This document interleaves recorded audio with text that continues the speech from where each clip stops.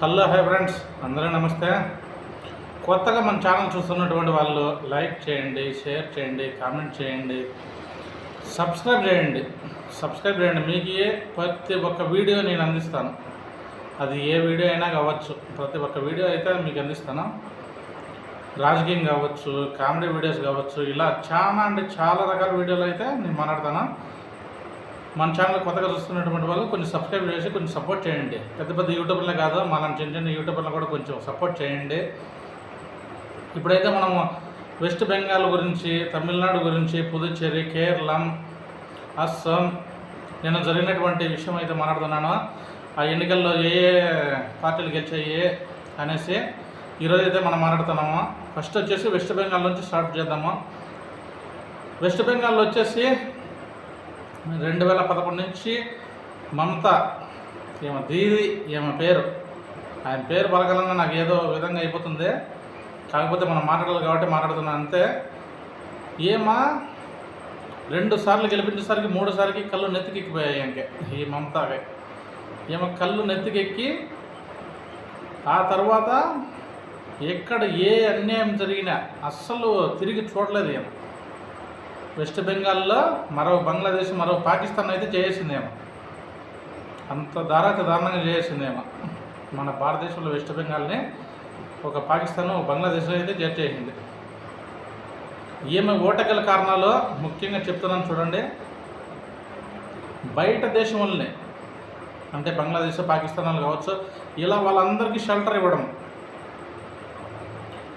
Election వస్తుందంటే కనీసం హిందువుల మీద దాడి.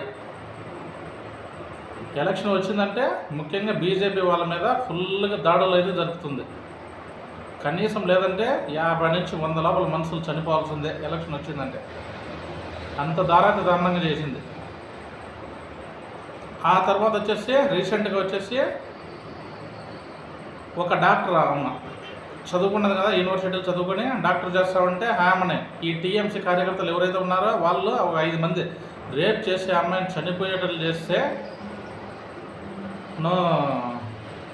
అసలు దాని మీద కంప్లైంట్ లేదు, అసలు ఎవరైనా పట్టించుకోవడం లేదు అసలు. ఆ తర్వాత వాళ్ళమ్మ కేసు పెట్టినా ఏం చేసినా కానీ ఆ కేసు అస్సలు తీసుకోవడం కూడా లేదు అసలు. పోలీసు వాళ్ళు కూడా ఎంత దారుణంగా అయితే అంత దారుణమో ఇది అయిపోయింది ఆమె కేసు పంచాయతీ. వాళ్ళ కన్నతల్లి, ఆ డాక్టర్ వాళ్ళ కన్నతల్లి ఎంత క్షోభానికి గురి చేసిందంటే అంత క్షోభానికి గురి చేసింది ఆమె. అంత గురి చేసి ఒక శపథం చేసింది ఆమె, నేను గెలిచి ఆ కేసు మళ్ళీ రీఓపెన్ చేసి నీ మీద సేమ్ కేసు పెట్టకపోతే నేను తలలో దువ్వెన కూడా పెట్టనని చెప్పనేసి ఆమె అయితే కక్ష తీరుగారు. ఆ రోజు ఆ మాట చెప్పింది. ఆ మాట చెప్పి ఈరోజు మళ్ళీ బీజేపీ ఆమెకైతే టికెట్ ఇచ్చి నిన్న గెలిచింది ఆమె. ఆ తర్వాత ఇంకా ఎలా ఉంటుందో ఆ మమతాకే ఊహలకే వదిలేయాలి. మరి ఇంకా ఎలా ఉంటుందో పరిస్థితి అనేసి ముఖ్యంగా బయట దేశం వాళ్ళకి ఫుల్ ఇంపార్టెంట్ ఇచ్చింది. అక్కడ ఈసీ తర్వాత అమిత్ షా గారు ఫుల్గా చాలా కష్టపడ్డారు. ఆ తర్వాత యోగి గారు కూడా అక్కడ మీటింగ్ పెట్టడం అయితే జరిగింది. దాంతో బాగా ఎన్నో రోజుల నుంచి జీవక్షంలో బతుకుతున్న అక్కడ ప్రజలకి నిన్న స్వాతంత్రం అయితే వచ్చింది వెస్ట్ బెంగాల్లో. నిన్ననే స్వాతంత్రం వచ్చింది వెస్ట్ బెంగాల్కి. ఎన్నో రోజుల నుంచి కూడా బంగ్లాదేశ్ కానీ పాకిస్తాన్ నుంచి కానీ మన ఇండియాకి సరిహద్దుకి పెన్షన్ వేద్దామని చెప్పిన కేంద్ర ప్రభుత్వం నుంచి ఒత్తిడి వచ్చినా కానీ ఈ మమతా అనేది పట్టించుకోలేదు అసలు. ఎన్నో లక్షల మంది ఓట్లను తొలగిస్తే తప్ప ఈ రిజల్ట్ రాలేదు బీజేపీకి. ఎంతోమంది తొలగించేసింది ఈసీ వాళ్ళు. ఆ తొలగించకుండా ఉంటే ఇప్పటికి కూడా మమతా గెలిచేది కూడా. వాళ్ళందరూ ఎవరు? బంగ్లాదేశ్ పౌరులు. వాళ్ళంతా అక్కడి నుంచి వచ్చేవాళ్ళు కూడా. అక్కడ బంగ్లాదేశ్లో ఒక ఎంపీ కూడా ఇలా అన్నారు, ఇక్కడ బీజేపీ గెలిచిందంటే మన పనులు ఏమి సాగవు అని చెప్పి కూడా. మన ఇండియాలో ఉంటే మన ఇండియా వాళ్ళ గురించే మాట్లాడుకోవాలి. అంతేగాని ఇప్పుడు అక్కడ ఉండే ఎంపీఏ, బంగ్లాదేశ్లో ఉండే ఎంపీఏ ఇండియా గురించి మాట్లాడుతున్నాడంటే వాళ్ళకి వీళ్ళకి ఎంత కనెక్షన్ ఉందని అర్థం చేసుకోండి. ఈ మమత నెక్స్ట్ తప్పు ఏం చేసింది తెలుసా? వాళ్ళ మేనల్లుడికి అయితే సర్వ హక్కులు ఇచ్చేసింది. అంటే పవర్స్ ఇచ్చిన తర్వాత వాడు ఏం ట్వీట్ చేశాడు తెలుసా? అమిత్ షా, నీ అమ్మకు నువ్వు సక్రంగా పుట్టి ఉంటే మే 4వ తేదీ వరకు నువ్వు ఇక్కడే ఉండు, ఆ తర్వాత మా పవర్ ఏంటో చూపిస్తామని చెప్పని మెసేజ్ ఎక్స్లో కూడా పోస్ట్ చేసినాడు. ఇప్పుడు నువ్వు ఎక్కడ దాక్కుంటావో నీకే తెలియాల. మే 4 అయిపోయింది, రిజల్ట్ వచ్చేసింది, బీజేపీ గెలిచేసింది, 206 సీట్లతో ఘన విజయం సాధించింది. ఇప్పుడు నువ్వు ఎక్కడ దాక్కుంటావో నీకే తెలియాల. అసలు టీఎంసీ అనే పార్టీ ఇక ఉండదు అనుకున్నాను నేనైతే మాత్రం. హిందువుల మీద ఎంత దాడులు, ఎన్ని దాడులు జరిగినాయి. వాళ్ళు తెలుసుకున్నారు, హిందువులు అనే వాళ్ళు కళ్ళు తెరిచారు. ఈ రిజల్ట్ నిజంగా ఈ రిజల్ట్లో మాత్రము హిందువులు కళ్ళు తెరిచి స్వచ్ఛందంగా ఇంత ఓటు శాతం జరిపినారంటే ముఖ్యంగా ఈసీ వాళ్ళకి నా సెల్యూట్ చేస్తున్నాను. ప్రతి ఒక్కరు స్వచ్ఛందంగా వచ్చి ఓటు హక్కు వేశారంటే ఈసీ వాళ్ళదే పుణ్యం అందా. 206 సీట్లతో ఘన విజయం సాధించింది. నీ పతనం అయిపోయింది మమత. నీ పేరు పలకాలంటే నాకు ఆమోషంగా ఉంటుంది, అంత దారుణం నీ పేరు పలకాలన్నా కానీ. కాకపోతే మన వీడియోలో మాట్లాడాలి కాబట్టి చెప్తున్నాను అంతే. ఇంక వెళ్ళి బంగ్లాదేశ్లో బతుకుతావో ఇంకెక్కడన్నా బతుకుతావో ఇంకా నీ ఇష్టం. ఇక ఆ తర్వాత వచ్చేసి తమిళనాడు రాజకీయం మాట్లాడుకుందాం. తమిళనాడు రాజకీయము సినిమా ఫీల్డ్ నుంచి వచ్చిన వ్యక్తి ఈ విజయ్ గారు. సినిమా ఫీల్డ్లో అప్పట్లో సీనియర్ ఎన్టీఆర్ గారు, మన ఆంధ్రప్రదేశ్లో సీనియర్ ఎన్టీఆర్ గారు కావచ్చు, ఆ తర్వాత జయలలిత గారు కావచ్చు, ఎంజీఆర్ కావచ్చు, ఇలాంటి వాళ్ళు సినీ ఫీల్డ్ నుంచి వచ్చిన వాళ్ళు కూడా చాలామంది అప్పట్లో సంస్థలను సృష్టించారు మొత్తం అందరూ. సీనియర్ ఎన్టీఆర్ గారు అయితే ఏకంగా 9 నెలల్లోనే అధికారం చేపట్టినారు అప్పుడు ఆ కాలంలో. ఆ తర్వాత వచ్చేసి యాక్టర్ విజయ్ గారు అయితే ఇప్పుడైతే పార్టీ పెట్టిన 2 ఇయర్స్లోనే పార్టీ అయితే బలోపేతం చేసినారు. నిన్న 108 సీట్లతో అధికారంలోకి వచ్చినారు. ఇంకా గవర్నమెంట్ ఫామ్ చేయాలంటే 118 సీట్లు కావాలి. ఇంకా 10 సీట్లతో కొంచెం సతమతం ఉన్నాడు విజయ్. ఇంకా తర్వాత వచ్చేసి వాళ్ళకి ఎవరితో పొత్తు పెట్టుకుంటారో తెలియదు, అది ఏమో మనకైతే తెలియదు. కానీ కాకపోతే సినీ ఫీల్డ్ నుంచి వచ్చిన వ్యక్తుల్లో ఇతను కూడా అంటే ఎటువంటి సపోర్ట్ లేకుండా చాలా కష్టపడి వాళ్ళ ఫ్యామిలీ నుంచి ఎటువంటి సపోర్ట్ లేకుండా, ప్లస్ సినిమా ఫీల్డ్ నుంచి కూడా ఎవరు సపోర్ట్ లేకుండా ఒక్కడే కష్టపడి ఎదిగి పట్టుదలతో సీఎంసీ కుర్చీ ఎక్కడం అంటే చాలా కష్టం రాజకీయంలో ఎదగడం అంటే.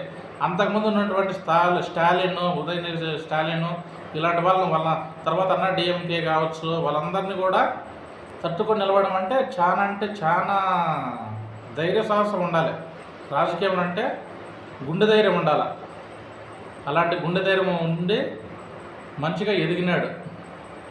ఆ తర్వాత వచ్చేసి ఈ స్టాలిన్ పతనానికి కారణం ఏంటంటే ఇతను కూడా హిందువుల మీద ఫుల్గా దాడులు.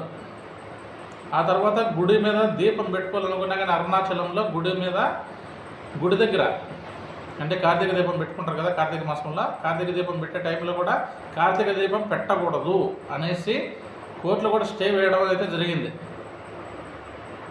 ఆ తర్వాత కనీసం స్కూల్ పిల్లల్ని దగ్గరికి తీర్చుకోవడంలో కానీ, ఆ తర్వాత మనుషులు కూడా దగ్గరికి వస్తున్నా తోసేయడం కానీ, ఇలాంటి పనుల వల్లే సోషల్ మీడియాలో కూడా బాగా వర్క్ చేసింది. సోషల్ మీడియా కూడా బాగా వర్క్ చేసి మంచిగా నీ గద్దె దింపేసింది. నీ కొడుకున్నాడే ఉదయనిధి స్టాలిన్, అతను ఏమన్నాడు తెలుసా?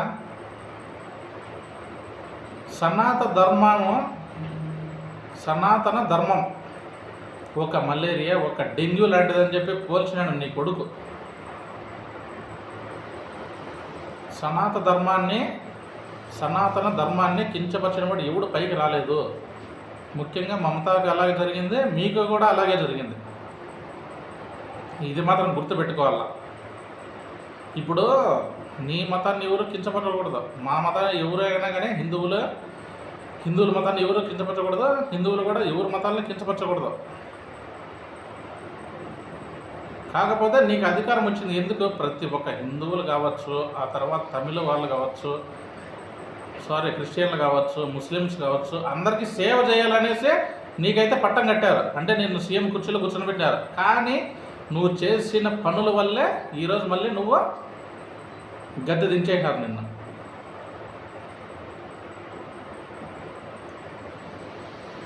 ఇక విజయ్ గారికి కూడా నేను ఇచ్చే సలహా ఏంటంటే, ఇప్పుడు నిన్ను నెత్తిన పెట్టుకున్నారు ప్రజలు, నిన్ను నెత్తిన పెట్టుకుని గెలిపించినారు. సీఎం సీటు కోసం వచ్చేసి నిన్ను అయితే గెలిపించినారు. కాకపోతే పార్టీ రాకముందు కొన్ని పనులు బాగా మంచిగా చేస్తారు, పార్టీ వచ్చిన తర్వాత తలపొగరు అనేది గర్వం ఎక్కుతుంది అనమాట. అలాంటివి ఏం లేకుండా మంచిగా సేవ చేస్తే నెక్స్ట్ టైం కూడా గెలిచే ఆస్కారం ఉంటుంది నీకే విజయ్ గారు, ఇది మాత్రం చెప్తున్నాను. ఆఖరి సింగిల్గా గెలిచినామంటే చాలా చాలా హ్యాట్స్ ఆఫ్ ముందుగా మీకు.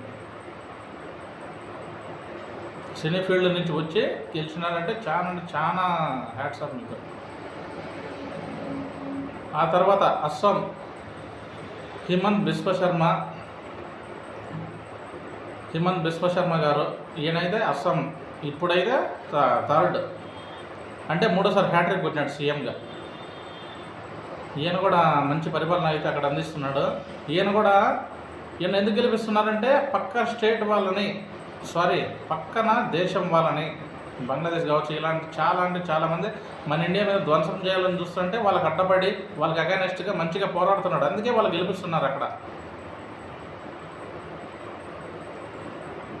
అందుకోసమే థర్డ్ సారి కూడా ఆయన గెలిపించడం అయితే జరిగింది.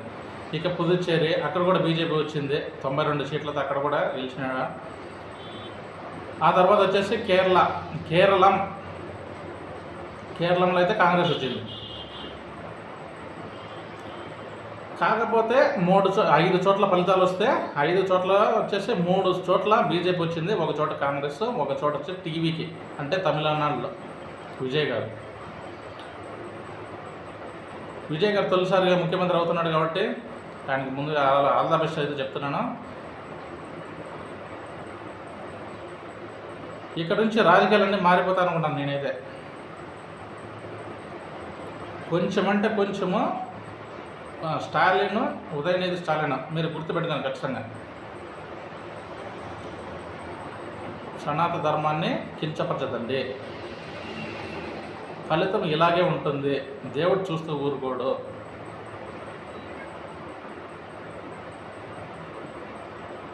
ఇవేనండి మన ఫలితాలు, వాటి గురించి మాట్లాడుతున్నాను. ఈ వీడియో మీకైతే నచ్చింది అనుకుంటున్నాను. నా వాయిస్లో ఏమైనా మార్పులు ఉన్నా కానీ, మీకు ఏమైనా తప్పులుగా అనిపించినా కానీ కింద కామెంట్ సెక్షన్లో కామెంట్ చేయండి. ఇంకా మీకు ఏమైనా నచ్చిన ఈ వీడియో చేయండి అన్న, ఈ వీడియో చేయండి తమ్ముడు అని చెప్పి మీరు చెప్తే ఆ వీడియో నేను ఖచ్చితంగా చేస్తాను. మీరు నా వీడియో అయితే పూర్తిగా చూడండి, స్కిప్ చేయొద్దండి. వీడియో చేసి కొంచెం సపోర్ట్ చేయండి. ఈ వీడియో చేయండి అని చెప్తే నేను ప్రతి ఒక్క వీడియో మీకు అందిస్తాను. ఓకే, ఉంటాను మరి. జై హింద్, జై భారత్, భారత్ మాతాకి జై.